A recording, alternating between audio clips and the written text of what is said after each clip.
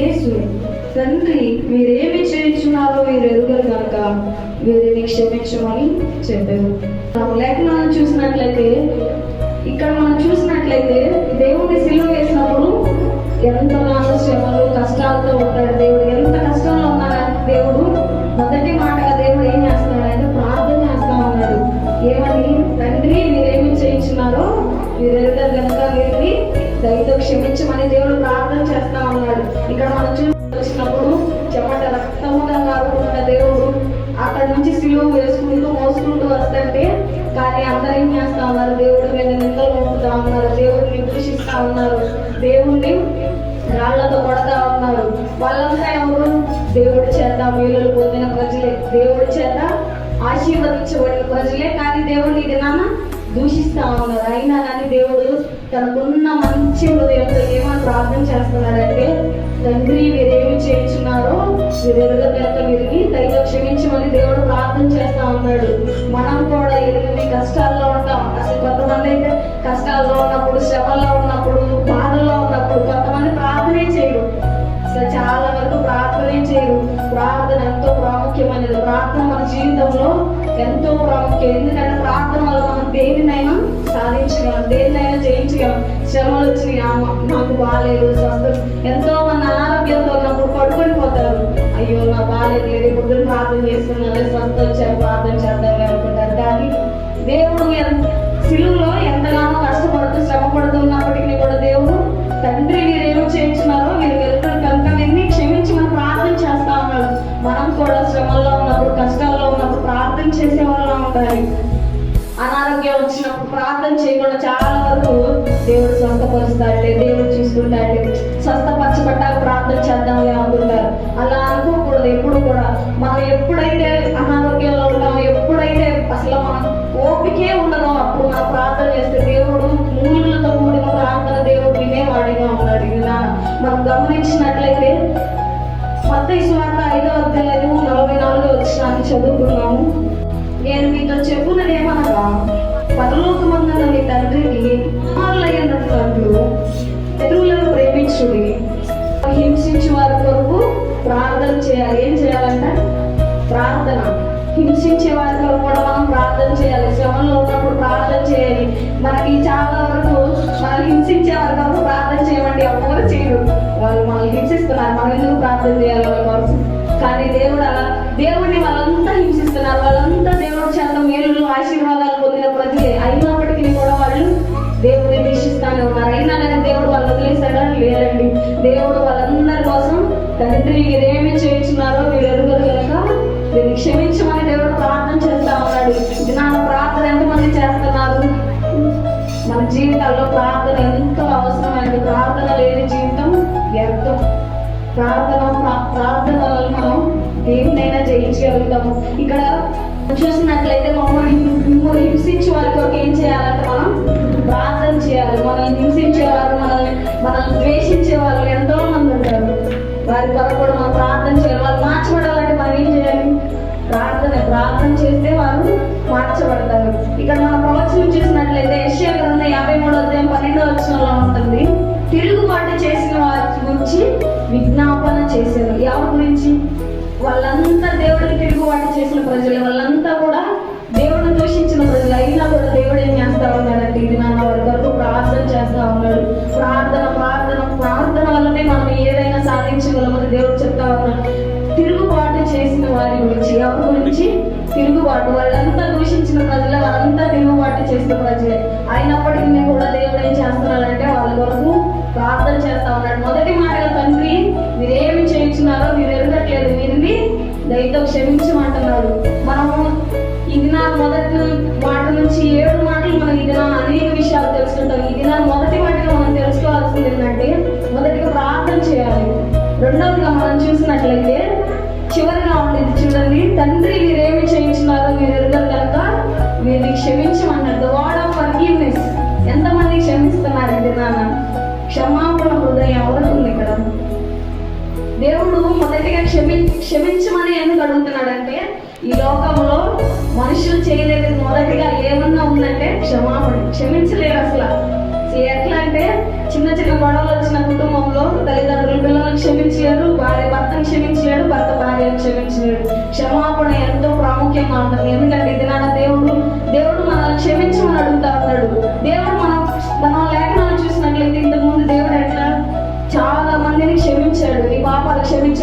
ఇవి పెద్ద వెళ్ళు అని చెప్పి మనం ప్రవచనాలు లేఖనాలు చూసినట్లయితే ఎంతో మంది బిడ్డలు దేవుడు క్షమించాడు. కానీ ఇక్కడ చూసినట్లయితే దేవుడు ఎందుకు తండ్రిని అడుగుతున్నాడు క్షమించమని?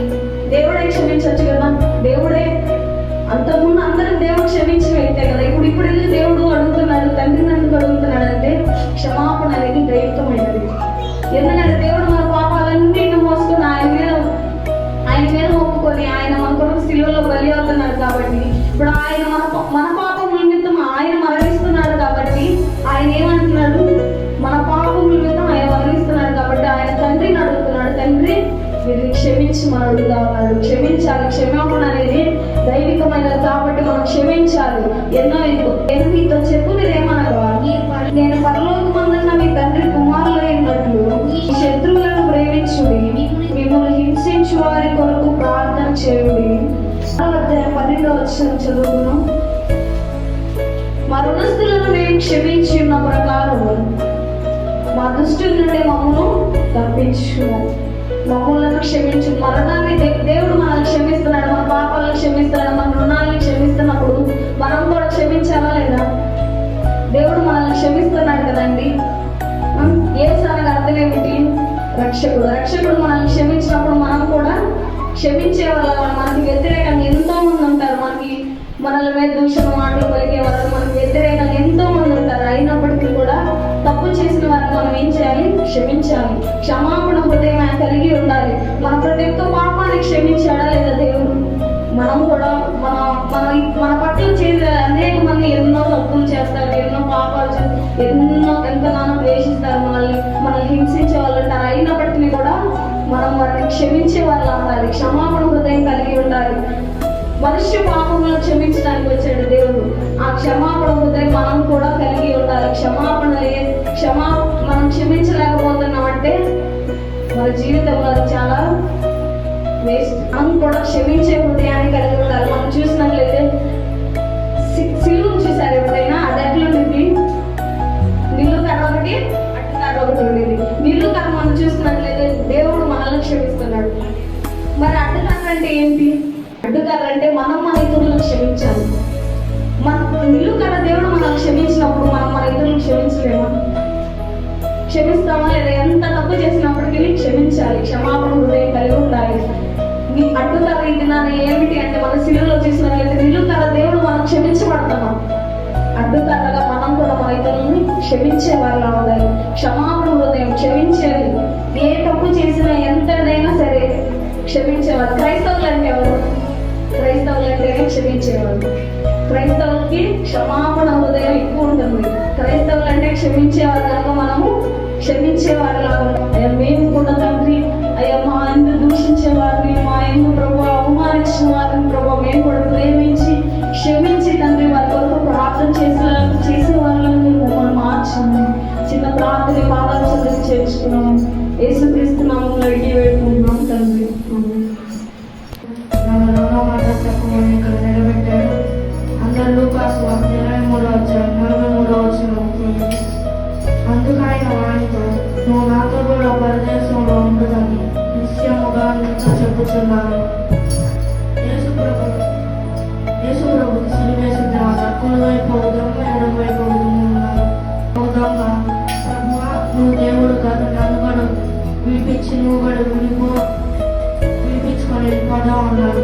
రెండోడేమో మనం అంత చెప్పకుండా మనం చేసిన తప్పుకి రెండోదగా ప్రభువుని అడుగుతాడు. ప్రభువా నేను కూడా మీతో పరదేశంలో ఉందని అడిగాడు. ప్రభు అంటాడు, నువ్వు కూడా నాతో పరదేశంలో ఉందని అంటారు. లూకాసు 23:40 అయితే రెండో వాడు వాడిని గద్దించి, అదే శిక్షలో ఉన్నావు కనుక దేవునికి భయపడను, మనకైతే ఇది న్యాయమే, నేనే తప్పిదము చేయలేదని చెప్పి ఆయన చూసి, యేసు నువ్వు నీ రాజ్యంలోకి వచ్చినను నన్ను జ్ఞాపకం చేసుకొని ఉన్నాడు. అందుకు ఆయన వానితో, నీవు నాతో కూడా పరదేశంలో ఉండుదని నిశ్చయంగా నీతో చెబుతున్నాను.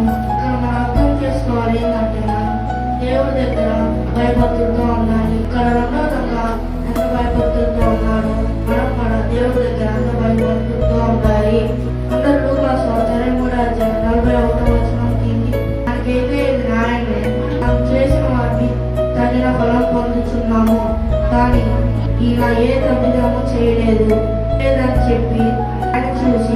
యేసు, నీవు నీ రాజ్యంలోనికి వచ్చినప్పుడు మనం జ్ఞాపకం చేసుకోమనను. మనం చేసిన తప్పుని మనం కూడా సరిదిద్దుకోవాలి. దేవుడి రక్షించిన మాట 3వ మాట వ్యవహారం 19:26 వద్ద చూద్దాం. యేసు తన తల్లియు తన ప్రేమించిన శిశువుకు ఎక్కడ నిలుచుందో చూసి అమ్మ ఇదిగో తన తల్లితో చెప్పాడు. తర్వాత తన శిశువుని చూసి ఇదిగో నీ తల్లి అని చెప్పాడు. ఆ శిశువు ఆమెను తన ఇంట చేర్చుకున్నాడు. తిరుమలలో దేవుడు పలికిన మాటలు చాలా అద్భుతమైనవి. వాటిలో 3వ మాట ప్రత్యేకమైనది. మనం చేసుకోవాల్సింది ఈ మాట ద్వారా ఏంటంటే తల్లిదండ్రులు పక్క బాధ్యత కలిగి ఉండాలి. నిర్గమకాండము 20:12 దేవుడని యెహోవా నీకు అనుగ్రహించు దేవుడు దీర్ఘాయుష్మంతుడు నీ తండ్రికి నీ తల్లిని సన్మానించు. నీ తల్లిని నీ తండ్రిని సన్మానించు. మనం తెలుసుకోవాల్సింది ఏంటంటే తల్లిదండ్రులు పట్ల బాధ్యత కలిగి ఉండాలి. కుటుంబం పట్ల బాధ్యత కలిగి ఉండాలి. 1 తిమోతి 5:8 ఎవరైనా స్వకీయులను విశేషంగా తమ ఇంటి వారిని సంరక్షింపకపోయిన యెడల వాడు విశ్వాసం త్యాగం చేసిన వాడి అవిశ్వాసం కన్నా చెడ్డవాడే. యేసయ్య సిలువను మోస్తూ కూడా తన బాధ్యతను మర్చిపోలేదు. తన పని తను పూర్తి చేశాడు. మనం కూడా దేవుడు మనకిచ్చిన పని పట్ల బాధ్యత కలిగి ఉండాలి. కుటుంబం పట్ల తల్లిదండ్రుల పట్ల బాధ్యత కలిగి ఉండాలి. ఈ వాక్యాన్ని దేవుడు దీవించుగాక. ఆమేన్.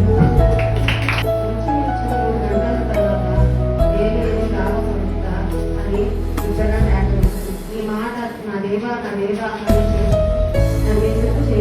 చేయడానికి మరి పాత నిబంధనలో పాపము పరిగెత్తున్నాడు. కొత్త నిబంధనలు వేస్తూ మన కోసం మనము పాపము తన మీద వేసుకున్నాడు. అందుకు ఒకేసారి పరిగెత్తుతున్నాడు. నా ప్రశ్న ఏమిటంటే ఎందుకు దేవుడు యేసు చేయలేచాడు అంటే పాపము నుండి మనలను విడిపించడానికి, సెపరేట్ నుండి తొలగించడానికి, మృత నుండి రక్షించడానికి. రోమా 5:9 మన పాపము నుండి విడిపించడానికి దేవుడు తన కుమారుని పంపించి మన కోసం తన చేయి విడిచిపెట్టాడు. మనము ఆయన చేతిని విడిచిపెట్టాడు. ఆయన ఎల్లప్పుడూ మనలను చేతి విడిచిపెట్టాడు. రోమా 5:10 మనకు శత్రువులను నుండి ఆయన మరణము ద్వారా మనము సమాధానం పొందగలము. దేవుడితో సమాధానం కలిగి ఉండాలి. మనలను శత్రువులముని సమాధానం పరచగలిగిన దేవుడు అయినా సిలువలో మరణము కొరకు నిత్య జీవము కనుక మన పాపం నుండి ఆయన మనలను విడిపించడానికి నిత్య జీవము ఇస్తున్నాడు. పాపము నుండి విడిపించడానికి, మన శత్రువుల నుండి పోగొట్టడానికి, ఉగ్రత నుండి రక్షించడానికి, మనల్ని నీతిమంతులుగా చేయడానికి, మనల్ని నిత్య జీవం ఇవ్వడానికి ఈ వాక్యం దేవుడు దీవించుగాక. ఆమేన్. యేసయ్య సిలువలో పలికిన 7 మాటల్లో నేను 5వ మాట చెప్పబోతున్నాను. అందులో యోహాను 19:28 5వ మాట తప్పికొనుచుంది. దీన్ని బట్టి మనం ఏం నేర్చుకోవాలంటే నాకు తెలిసిన 2 విషయాలు మీతో చెప్తాను. మొదటి, విశ్వాసులకు దప్పిక తీర్చడానికి ఆయన దప్పిగా ఉన్నారని అన్నారు.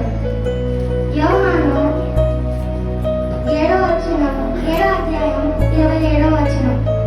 అంటే యేసయ్య విశ్వాసులకు దాహం తీర్చడానికి ఆయన చేదుగా ఉన్న చెరుకను తాగాడు.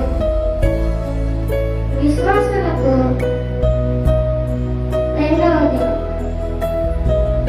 వాక్య నీతిని మనకు అందించడానికి నేను ఒక స్టోరీ చెప్తాను. యేసయ్య వాళ్ళ శిష్యులు సమరయ అనే ఊరికి వెళ్ళవలసిన పని పడింది. శిష్యులు భోజనం తాడానికి వెళ్ళారు. యేసయ్య యాకోబు బావి కాడ కూర్చున్నాడు. అప్పుడే ఒక సమరయ స్త్రీ వచ్చింది.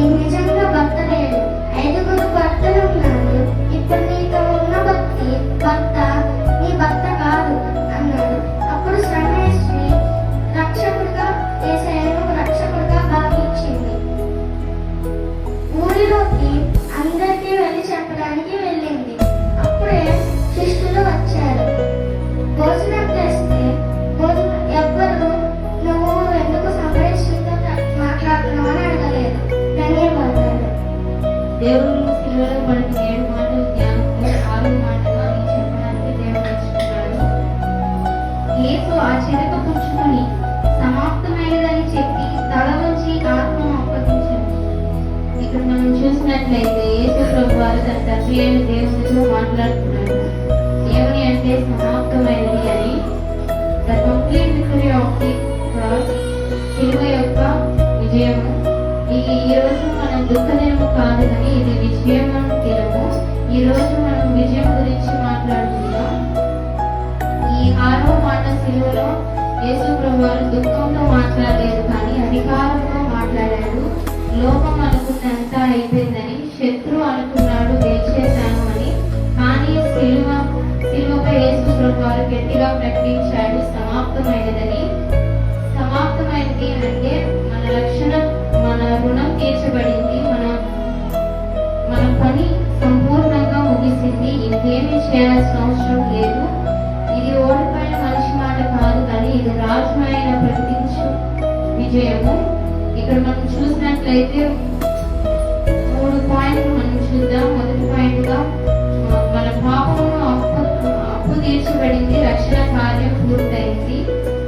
ఏప్రిల్ రాసిన పత్రిక 10వ అధ్యాయం 12వ వచనం.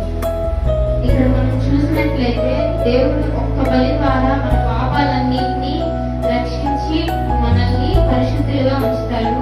మనం చేసిన పాపాలను బట్టి, చేస్తున్న పాపాలను బట్టి, చేయవలసిన పాపాలను బట్టి దేవుడు మనందరి కోసం ముందుగానే శిలువలో తన ప్రాణాన్ని విడిచాడు. మనందరి కోసం ముందుగానే బలించాడు. చూసినట్లయితే రోమా పత్రిక 5వ అధ్యాయం 19వ వచనం. ఆయన పొందిన గాయాల చేత మనకి స్వస్థత కలుగుతుంది. మన పాప రుణం ఆయన పూర్తిగా చెల్లించాడు. ఇక మనకి బలి ఇవ్వడం అవసరం లేదు. మన కొరకు ముందుగానే దేవుడు తన ప్రాణాన్ని పెట్టి బలించాడు. క్రియల ద్వారా కాదు కానీ యేసు ప్రభు వారి కృప ద్వారా మాత్రమే మనం రక్షించబడ్డాము. మనం చేసే ప్రతి పాపం బట్టి, ప్రతి తప్పును బట్టి, ప్రతి బాధ, ప్రతి నింద, ప్రతి ఒక్క దానికి దేవుడు ముందుగానే మనందరి కొరకు చెల్లించాడు. రక్షణ మనం సంపాదించుకోలేదు కానీ ముందుగానే సిద్ధపరిచి ఉంచాడు మన కోసం. The battle is won victory over sin and death. మనం యుద్ధము గెలిచాము. మనం పాపముని, మరణమును మన దేవుడైన యెహోవా జయించి ఉన్నాడు. మనం చూసినట్లయితే రోమా పత్రిక 6వ అధ్యాయం 23వ వచనం. ఇక్కడ మనం చూసినట్లయితే పాపం వల్ల వచ్చే జీతము మరణము, జీతం వల్ల వచ్చే నరకం. ఈ ఖ్యాతి నరకంలో మనం పడితే అక్కడ అగ్ని ఆరదు, పురుగు చావదు. అందుకని దేవుడు మన కోసం ముందుగానే సిద్ధపాటు కలిగి ఉన్నాడు. ఇక్కడ మనం చూసినట్లయితే కొరింథీయులకు రాసిన పత్రిక 2వ అధ్యాయం 15వ వచనం. ఇక్కడ మనం చూసినట్లయితే శిలువ విజయోత్సవము అని మనం చూస్తున్నాం. దేవుడు అక్కడ ఓడిపోయినట్లు కనిపిస్తాడు కానీ అక్కడ మాత్రం సాతానునే జయిస్తాడు. మనం చూసినట్లయితే శిలువ ఓటమి కాదు, జయము. నువ్వు ఇంకా బానిస కాదు. దేవుడు ఆల్రెడీ మన కోసం, మన పాపాన్ని కోసం సాతాన్ని, పాపాన్ని, ఇంకా మరణాన్ని దేవుడు మన కోసం ఆల్రెడీ జయించాడు. నీ పాత జీవితాలను ముగించి నీ దోషముని, నీ అవమానాన్ని, నీ నిందని, నీ గతాన్ని, నీ బంధకాలన్నిటినీ ఈ రోజు సమాప్తించాడు. నీవు ఇంకను గుర్తెరిగి మనము ఇంకను ఈ పాపాలన్నింటినీ దేవుని మందిరానికి వచ్చి క్షమించమని అడిగితే దేవుడు ఇంకను మీ రుణాన్ని తీరుస్తారు. ఇంకా 3వ పాయింట్ మనం చూసినట్లయితే గాడ్స్ లవ్ ఫుల్ఫిల్. దేవుని ప్రేమ సంపూర్ణమైనది. మనం చూసినట్లయితే యేసు తన తండ్రి అనే చిత్తాన్ని నెరవేర్చాడు. యేసు ప్రభు వారు ప్రేమతో తన తండ్రి చెప్పింది ఇంకను ఎక్కడా కూడా ఇంకను మాట తప్పకుండా తన చిత్తాన్ని నెరవేరుస్తాడు. మనం చూసినట్లయితే యోహాను సువార్త 3వ అధ్యాయం 16వ వచనం. దేవుడు ఈ లోకమును ఎంతో ప్రేమించాడు కాగా ఆయన తన అద్వితీయ కుమారునిగా పుట్టిన వాని యందు విశ్వాసముంచు ప్రతి వాడును నశింపక నిత్య జీవం పొందినట్లు ఆయనను అనుగ్రహించాడు. ఇంకా మనం చూసినట్లయితే లూకా సువార్త 19వ అధ్యాయం 10వ వచనం. నశించిన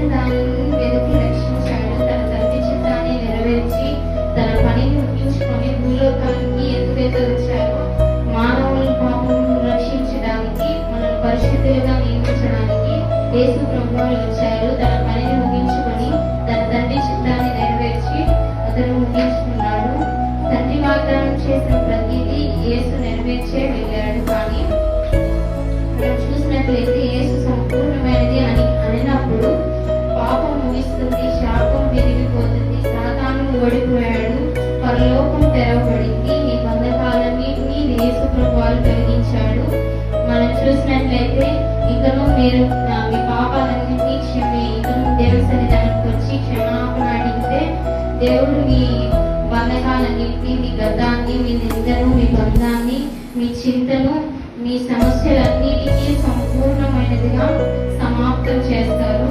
ఇంకా మన ఈ గుడ్ ఫ్రైడే రోజు దేవుడు సిలువ లేకపోతే మనమందరూ ఇక్కడ ఉండేవారమే కాదు, మన పాపాలన్నింటినీ దేవుడు రక్షించబడేదే కాదు.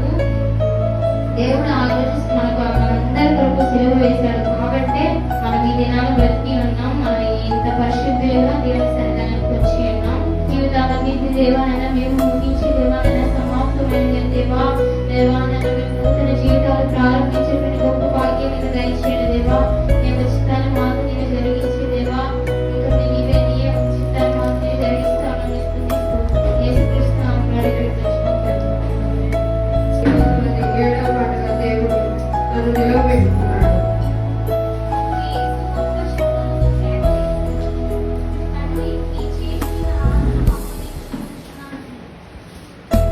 దేవుడు ఆత్మను దేవుడు అప్పగించాడు తండ్రికి. మరి ముందుగా ఈ ఆత్మ ఎవరిచ్చారు?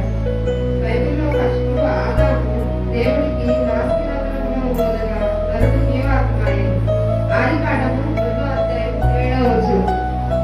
తేనెమట్టితో నన్ను నిర్మించి నాసికారంలో జీవవాయువు వదగా నరుడు జీవాత్మాయను. మనం కూడా మన ఆత్మను దేవుడికి అప్పగించుకున్నాం.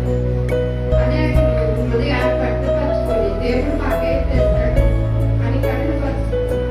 అలా కట్టుపరుచుకోకూడదు. దేవుని ఆత్మను అప్పగించే వారిగా మనం ఉండాలి. అప్పగించే వారిని మనం చూద్దాం. నరుని ఆత్మ యెహోవా పెట్టిన దీపం. మన ఆత్మ పెట్టిన దీపం అంటాం. దీపం ఎలా వెలుగుతూ ఉందో మనం కూడా అలా వెలుగుతూ ఉండాలి. మన ఆత్మ దేవుడు మన హృదయాన్ని కట్టుపరుచుకోవచ్చు. బైబిల్లో యేసయ్యలాగా తన ఆత్మనిచ్చిన వాడు ఆయనే. ఆయనకి ఆత్మని మనము అప్పగించుకోవాలి. అలాగే స్టెఫెను అనే అతను అపోస్తల కార్యాలు 7వ అధ్యాయం 59, 60 చూసినట్లయితే ఆయన మరి దేవుని మార్గాన్ని నడవమని అనేకులతో చెప్పి ఉన్నాడు. అనేకులు మరి విధముగా ఆయన రాళ్లతో కొట్టి ఆయన్ని చంపేశారు. మరి ఆయన నా ఆత్మను నీకు అప్పగించుకుంటున్నాను అని చెప్పాడు. మరి ఎన్నో బాధలు, శ్రమలు, వేదనలు వచ్చినా కానీ మన ఆత్మ మన బ్రతుకులన్నీ కూడా మన ఆత్మ దేవునికి అప్పగించేవారిగా మనం ఉండాలని ప్రభు పేరుతో మీకు మనం చేస్తున్నాం. మరి భద్రం ప్రతిబిడ్డ కూడా ఉదయం కట్టుపరుచుకోకుండా దేవుడు మనకేం చేస్తాడు అనుకున్నాం. మనం దేవుడికి ఏం చేస్తున్నాం అని ప్రతిబిడ్డ ఆలోచించుకున్నాం. కుటుంబాలుగా దేవుని సన్నిధికి నడిపించుకుని అందరూ రక్షణ కలిగి ఉండి మన హృదయాన్ని దేవుడికి సమర్పించే వారిగా మనం ఉండాలని ఈ మధ్యాహ్న సమయంలో దేవుడు ఈ వాక్యం దేవుడికి నేర్చుకుంటాం. మొదటి మాట క్షమం. తండ్రి మీరేమి చేయించున్నారో ఏం చేస్తా ఉన్నాడు ప్రభు? క్షమిస్తాడు. క్షమాపణ. మొదటి మాట క్షమాపణ. క్రైస్తవ జీవితంలో ప్రభువులు కలిగినటువంటి మనందరం కూడా క్షమించేటువంటి వారుగా ఉండాలి. స్వాతి చెప్పింది ఇది కష్టం అంట. ఏది కష్టమో క్షమించడం. అందుకని దేవుడు నాకుతోటి మీరు క్షమించండి, మీరు క్షమించండి. రెండో మాట మనం గమనిస్తే రక్షణ. దొంగకి నువ్వు నాతో కూడా పరదేశంలో ఉండు. బాధ్యత కలిగిన రక్షణ. మనం కూడా అనేకులను రక్షించేవారుగా ఉంటారు. మన బంధువులు నేను చెప్పాను కదా, వాస్తవంగా మనం కొత్తగా వస్తున్నారు కనుక సమయం అందరికి ఏమనిపిస్తుంది? సమయం కూర్చోవాలంటే కష్టం అనిపించింది. కష్టమైన మన యొక్క బాధ్యత ఏంటంట? దేవుని సన్నిధిలో రక్షింపబడాలి. మూడో మాట వాత్సల్యం. అమ్మా ఇదిగో నీ కుమారుడు. వాత్సల్యం. బాధ్యతలు మనం తిరిగి వారు పెట్టాలి. నాలుగవది ఏమి వ్యాధన పొందడం. కొన్ని సందర్భాల్లో మనకి కూడా శ్రమలు వస్తాయి. పరిస్థితి, భయానకమైనటువంటి చెప్పుకోలేనటువంటి పరిస్థితి, మనం కూడా వ్యాధి ఉంచాలి. 5వ మాట మానవత్వం. నేను తప్పికొనుచున్నా. ఏ తప్పిక? శరీర సంబంధమైనటువంటి ఆత్మ దాహం. అదే ఆత్మను దేవుని సన్నిధికి నడిపించి దేవుని యొక్క దాహం తీర్చేటువంటి వారుగా మనం దేవుని యొక్క సన్నిధిలో సిద్ధపరచుకోవాలి. 6వ మాట విజయానికి సాధించు. నిజమే, 5 తగ్గితే చెప్పి 5వ మాట ఏంటో తెలుసా? 6వ మాట విజయం. అందరి కొరకు ప్రభు ప్రాణత్యాగం చేసి విజయాన్ని మనకి ఇచ్చాడు. మనం ఎక్కడ అధైర్యపడాల్సిన పని లేదు. యథార్థంగా, నమ్మకంగా దేవుడు మనకు అప్పగించినటువంటి బాధ్యతలు నమ్మకంగా ఉంటే ఆ విజయాన్ని ఎల్లప్పుడూ. చివరి మాట సమర్పణ. సమర్పణ. దేవుని కొరకు మనము సమర్పించుకోవాలి. చూడండి, కొన్ని తీర్మానం తీసుకుంటాం, జవాబు తీసుకుంటాం. ఇది నేను తినమంటున్నానంటే దాన్ని కొంతమంది ఏది ఇష్టం దాన్ని దేవుడు వదిలేసుకోవడానికి సమర్పణ.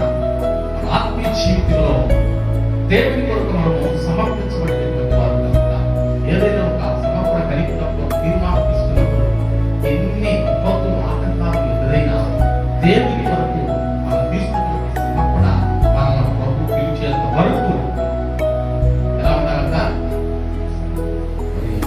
చక్కగా 7 మాటలు వివరించినటువంటి బిడ్డలను బట్టి ప్రభుని ఎంతగానో స్తుతిస్తున్నాను. బిడ్డల కొరకు ప్రార్థన చేస్తున్నాను. ప్రార్థన చేద్దాం. ప్రేమ గల తండ్రి, స్వాతిని బట్టి నీకు స్తోత్రములు నాయన. 2వ మాట ప్రేమను బట్టి నీకు స్తోత్రాలు. శాశ్వత ప్రేమ బట్టి నీకు స్తోత్రములు చెల్లిస్తున్నాను. షలోమును బట్టి నీకు స్తోత్రాలు. ఏతుల గ్రేసును బట్టి నీకు స్తోత్రాలు. హనీ గ్రేసును బట్టి నీకు స్తోత్రాలు. లూజియా గారిని బట్టి నీకు స్తోత్రములు ప్రభువా. అయ్యా, అద్భుత రీతిగా బిడ్డలను నిలబెట్టి క్షమాపణ, రక్షణ, వాత్సల్యము, వేదన, మానవత్వము, విజయము, సమర్పణ కలిగి జీవించాలని అద్భుత రీతిగా నాయన నీ బిడ్డలను నిలబెట్టి నీ నోటి పూర్వగా వాడుకున్నందుకు నీ వందనాలు. ఎంతబడినటువంటి మాటలు ప్రభావ ఇది ఇచ్చిపెట్టేవారు కాబట్టి వాక్యానుసారంగా మీరు మీ బ్రతుకు కృప ఇచ్చేవారు. ఇప్పటివరకు మీరు జరిగించినటువంటి ప్రారంభంలో ముగింపు వరకు జరిగించిన ఈ కార్యక్రమం అంతటిని బట్టి నీ కృతజ్ఞతాస్తుతులు చెల్లిస్తున్నాం. మా కొరకు ప్రాణత్యాగం చేసి జయమునిచ్చినటువంటి దేవుడు ప్రభు, మేము మా ధైర్యపరచ అవసరం లేదు ప్రభు. మేము జీవితం కలిగి నిత్యము భయభక్తులు కలిగి నీకు నీకు శాశ్వతమైనటువంటి ఈ ప్రేమ మార్గంలో మీరు నడుస్తూ అనేకులు నడిపించేటువంటి వారిని మమ్మల్ని మీకు సిద్ధపరచుకుంటూ మీరే మహిమ, ఘనత, కీర్తి, ప్రభావములు పొందుకోమని నజరుని యేసు నామములో